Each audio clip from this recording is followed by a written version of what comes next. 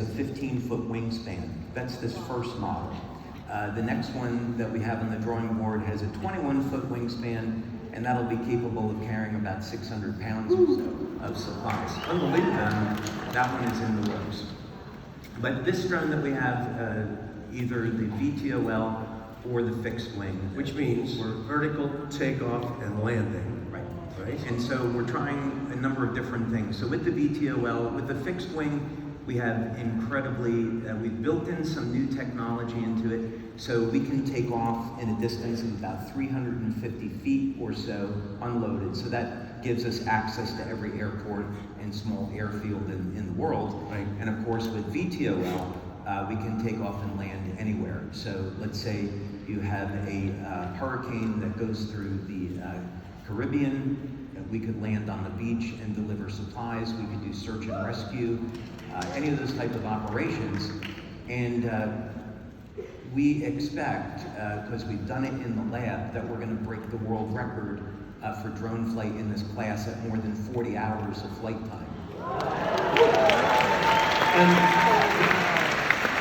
the significance of that, you've mentioned in the past, this ability to go out somewhere, search and rescue, and to loiter, stay in the area, run the grid for over a day, 40 hours, you can be out there a very long time, and normal drones can't come close. Right.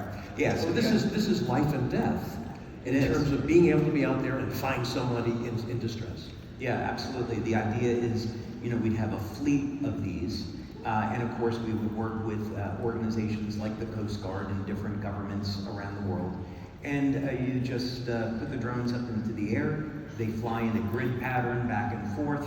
And of course they have sensors on them. They have thermal imaging cameras and other sensors. And so they can be looking for people lost at sea.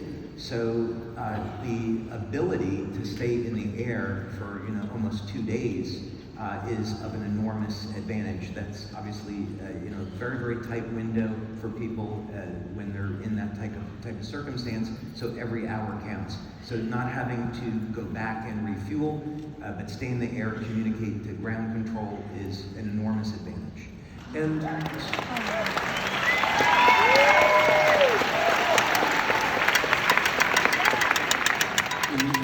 you said drones, plural, right?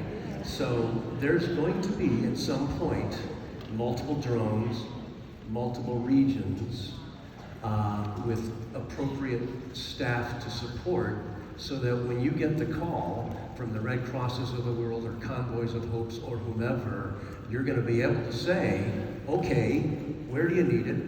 When? Okay, I'll get back to you in a half hour, and you'll alert the gang and say, let's go. Yeah, we've had any number of interesting people that have approached us to offer support. And basically, with these drones, with this type of aircraft, you want to get at least 300 hours of flight time during testing.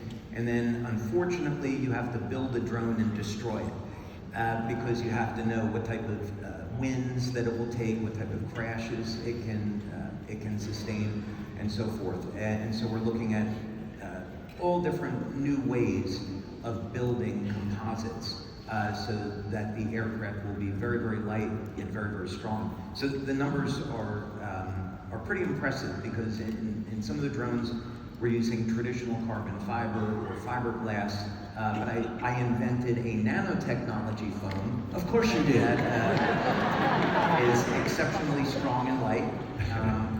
And so this is going to go into one of the versions of the drone.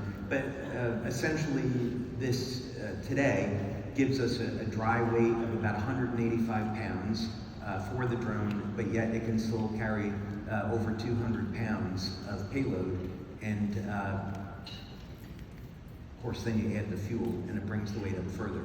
So that's one of the advantages of the Delta Wing flying wing platform. And we're using it to its best advantage. And I guess it all, when we circle back, why, the why of this project, right? You've got multiple reasons, but at its core, you thought, hey, I could make something to help people in a way that's significant. And that's one of your main missions personally with the company as the leader, making sure that we all remember there's those in need and we can help. The more success we have, the more important it is that we step up, right, and do more. Yeah, I think this is really a great example.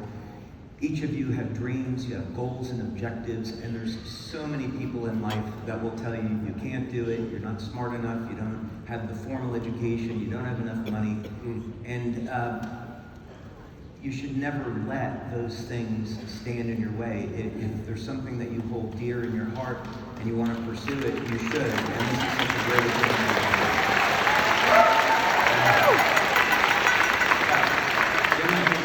We've covered quite a bit, and I think what we want to do now is talk a little bit more about how we're going to use this drone in practical, real-world circumstances. So I want to thank you for being such an important part of documenting this project and helping to bring all of that part together. My pleasure, David, of course. Jim Caldwell, everybody. Thank you.